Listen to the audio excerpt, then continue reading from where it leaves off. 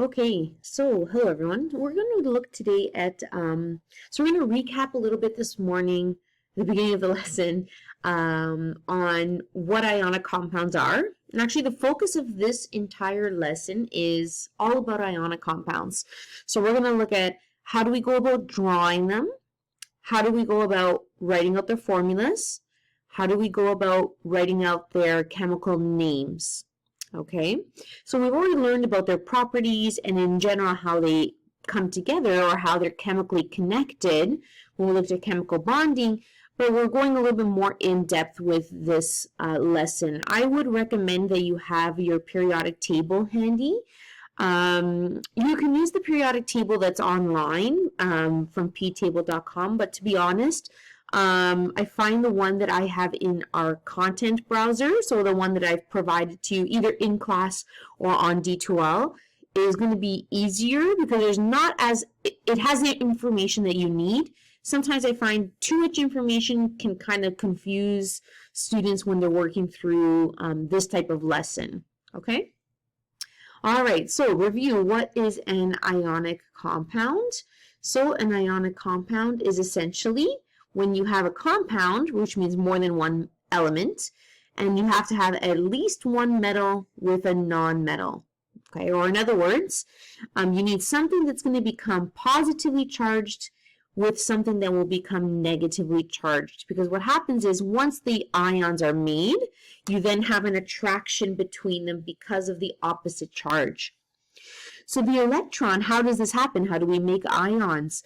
An electron is transferred from the metal, so one element will give up its electrons, and the non-metal, so the other element that's there, will end up taking those electrons. So it's a give and take situation that's happening. So the type of chemical bond that is holding them together is called an ionic bond, which really, like I mentioned, is the attraction between positive and negative ions.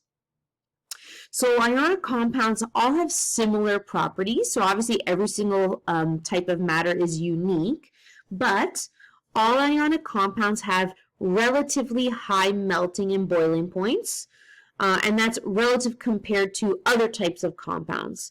So for example, water is a molecular compound that has a melting point of 0, whereas you can have sodium, say sodium chloride, and the melting point is in, it's like 400 or 500. I can't remember exactly offhand, but it's, it's more than 4 times larger than water. Okay, so when we say high, we mean by comparison, right? Ionic compounds will always be higher than a molecular compound would be.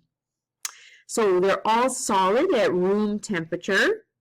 Okay, so remember, of course, temperature can change state of matter. But when we're talking about this, we're always in reference to like room temperature. And of course, the ionic compounds are easy to dissolve in water. And when they dissolve, they are able to conduct electricity. And the term for that is that they are electrolytes.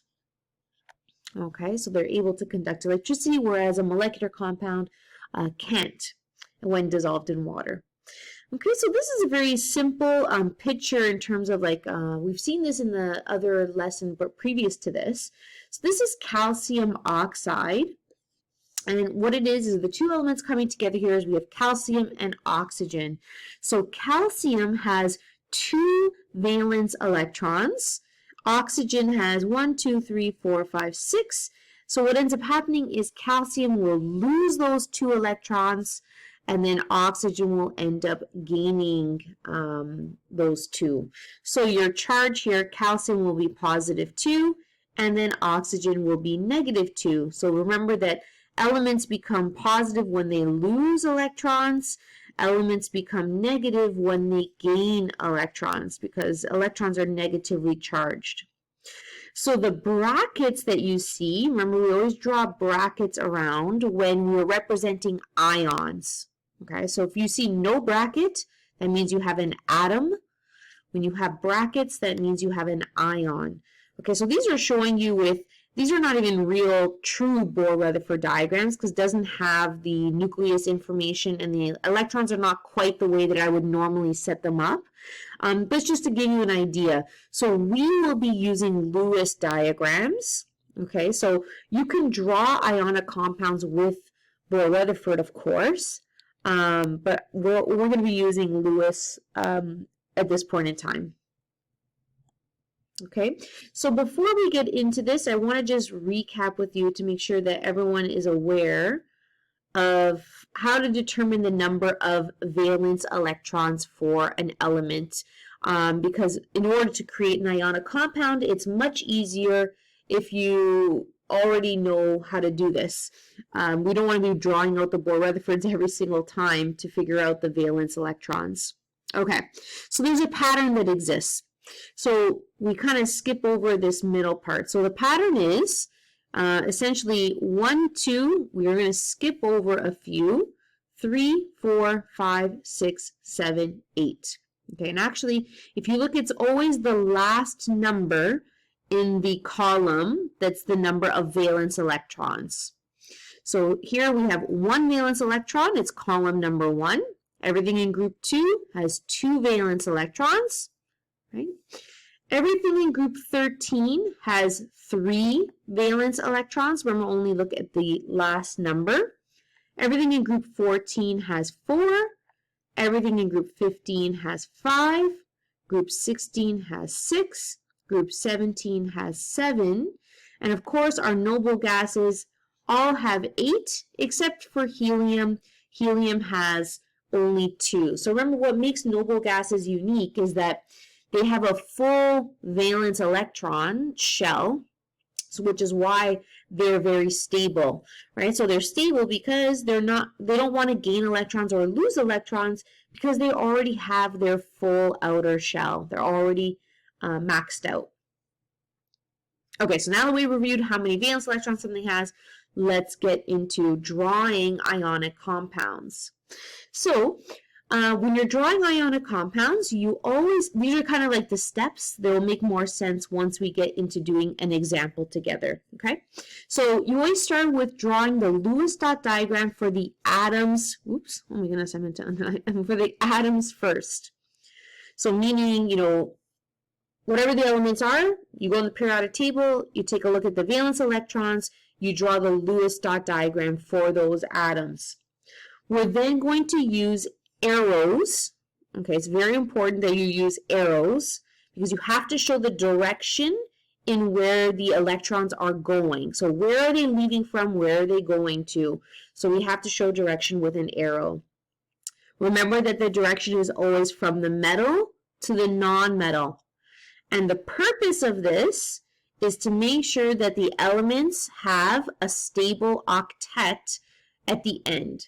So it can form a stable octet by either losing the electrons on the outside, depending on if it's less than 4, or gaining electrons on the outside if it's more than 4. Like it will do whatever will take the least amount of energy wherever it is closest to.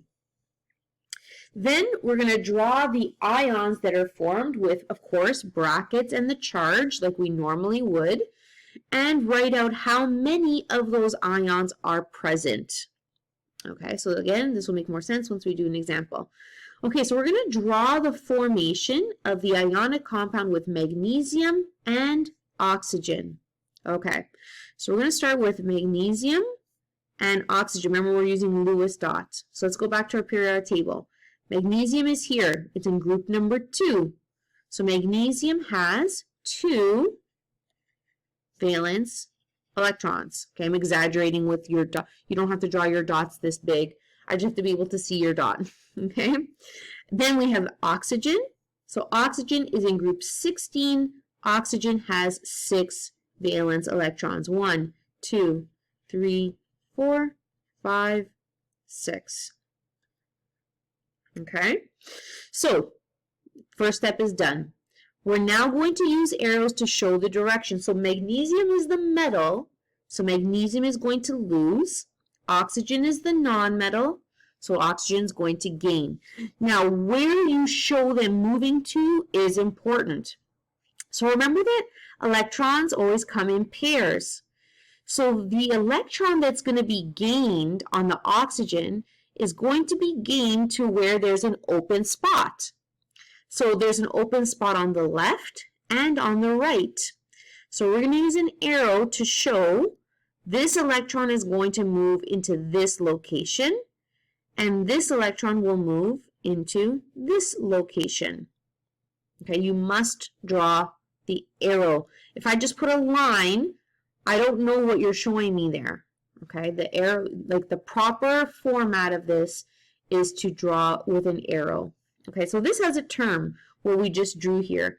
This is drawing the formation of this compound. We're showing how is this compound going to come together. So next, we want to draw the ions that are formed as a result of this. So magnesium has lost electrons, so we're not going to have any electrons inside the bracket. It's going to be empty, and the charge is going to be +2 because it lost 2 electrons. Okay, oxygen has 6, but it gained 2. So when we draw this out here, we're going to have all 8 electrons, and the charge here will be -2 because we've gained 2, right? This is called the final compound. It's like, or sometimes this is referred to as the resulting compound. So basically what we've just shown here is the formation and the compound of magnesium oxide, magnesium and oxygen. Now, we don't have to say how many of these ions we have. In this case, we're going to do more examples because there's one of each. We have 1 magnesium, 1 oxygen, so that's pretty much it. Okay, so I'm going to do one more with you, and then I'm going to have you try one, like pause the video and give it a shot. Okay, so we're going to draw the formation, and it's not clear, but we're going to draw the formation and the final compound of an ionic compound with aluminum and sulfur. Okay, so we're going to start off. We're going to draw aluminum and sulfur Lewis dots. Okay, so we're done with magnesium. Okay, so Lewis dot here, we're going to do aluminum. Aluminum is in group 13, so it's going to have 3. Sulfur is in group 16, it's going to have 6. So we have 1, I'll exaggerate again, 1, 2, 3, 1, 2, 3, 4, 5, 6. Okay, so we have our atoms. So we're now going to show the movement of our electrons. So remember, aluminum is our metal, it's going to lose. So we're going to show with an arrow where they're moving to. So we have an electron being moved here and an electron being moved here. Okay, so in this example, we've reached the capacity of sulfur. So sulfur has 2 electrons there. That's the most that it can gain. But you have to have every element that's here in its stable octet. So notice aluminum is not stable because it still has 1 more electron to lose. So when you're in a situation where it didn't work out perfectly like how it did with the magnesium and oxygen. So what happens here is you have to continue adding atoms until everything is stabilized. So for example, in this case, I have to actually add another sulfur because I still have more to lose in aluminum. So 1, 2, 3, 4, 5, and 6. Okay, so aluminum here, this is going to lose an electron and go on to our new sulfur, because our new sulfur has a spot that it has open, but sulfur still has 1 more. Okay, it's becoming more complicated. So what we're going to do, let's add in another aluminum. You literally continue adding until all of the electrons are balanced. You have equal number gained, equal number lost. So aluminum is going to lose an electron to sulfur, and now sulfur is full. So what are we going to do? We have to keep going. We're going to add another sulfur. And actually, the video is going to end here. Let's continue with our next part.